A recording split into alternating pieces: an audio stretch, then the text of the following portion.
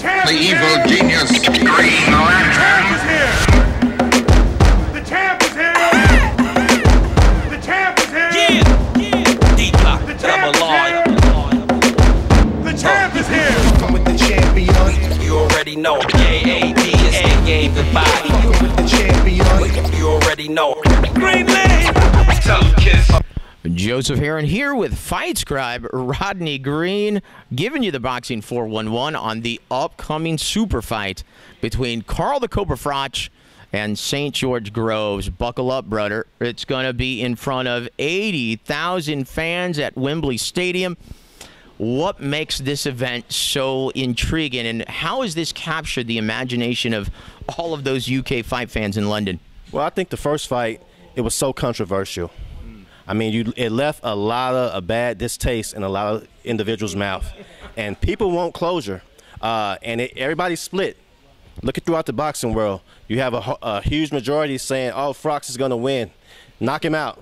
The other majority is saying Groves is going to box circles around him. So you got that intrigue, and you got 80,000, Wembley Stadium. It's going to be bananas. It's going to be a raucous crowd. Brother, I can't wait. Oh, it's going to be outstanding, brother. And you know, when it's a 50-50 fight, that always means, well, it's a very, very intriguing matchup, and it really could go either way. When the fan sentiment is split like that, why is it 50-50? First of all, guys, you've got St. George Groves, which really opened a lot of eyes. Explosive, combining speed with power.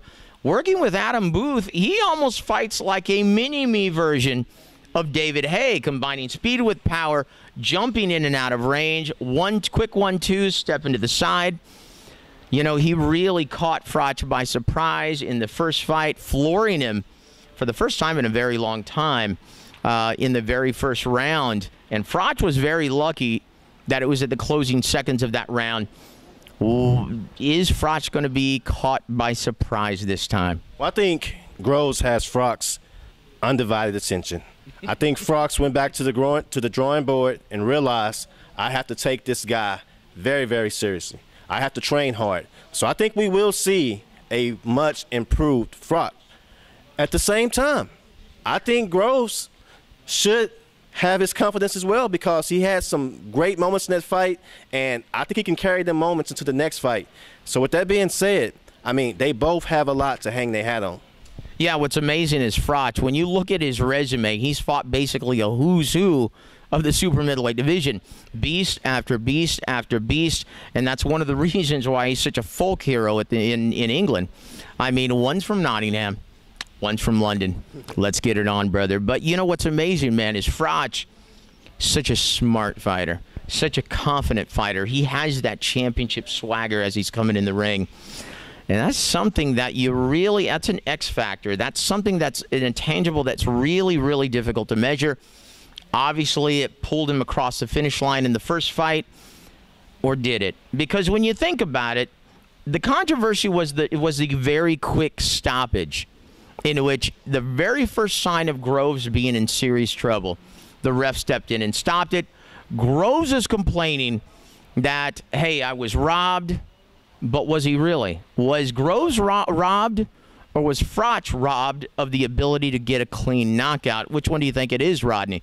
And are we going to see the conclusion this Saturday? I think it could be a little bit of both, as crazy as that sounds. Because Froch, there was a lot of time left in that round, and he could have finished him. It was a premature stoppage. And anytime it's a premature stoppage, you don't know what's going to happen. Those elements right there make this fight so salivating. People are waiting for it, and that's just one of the elements right there to why this rematch is so important. And you know what's amazing? In the build-up of the fight, they've already sold out the arena. HBO has already bought this fight. They don't need to sell it any longer, but you still hear the banter back and forth, and I'm like, guys, you really don't have to sell this thing any longer. There's a genuine disdain for both fighters. Our emotions in front of 80,000 fans going to be a serious factor in determining the winner in this fight, Rodney? Absolutely. With 80,000, with emotion, with energy, electricity, you have to keep your head and be very disciplined. And that goes for both fighters. You got to stick to your game plan. And a fight of this magnitude, 80,000, that speaks volumes. So who can keep their composure when things get highly saturated and as those rounds progress? You know, and that's advantage Froch, because obviously we're going to look at the keys to the victory now. George Groves, he needs to avoid exchanges with Carl Froch, because Carl Froch, I mean, he's at a severe disadvantage of hand speed. And when you're the slower-fisted man, you have no choice but to look for that large sample size. And you want to bait your opponent into exchanges so he can give you that large sample in which to counter. So George Groves, the big key to victory in this fight, fire off quick combinations like you did in the first part of the last fight. Move in and out of range. Step to the side. Don't admire your work after you fire off a quick 1-2 down the middle. Step to the side. Use your jab to dictate the pace of the fight. But you have to use it in sporadic intervals. Use the feints, use the touch jabs, use the hard sticking jabs, and keep moving him around the ring. But you want to keep the fight in the center of the ring. And also another very important key to victory for George Groves. He has to stay off the ropes, but when his back does touch the ropes, he has to be smart and tie him up instead of electing to exchange. That was ultimately his undoing in the first fight. What, Rodney, are the keys to victory for Carl Froch going into this very crucial fight, in which a lot of people seem to think very well could be his retirement match, his swan song? Well, Carl Froch, he has to apply pressure. He has to be smart, though, when he applies that pressure. And feel confident that, you know, I can go 12 rounds. My chin will hold up.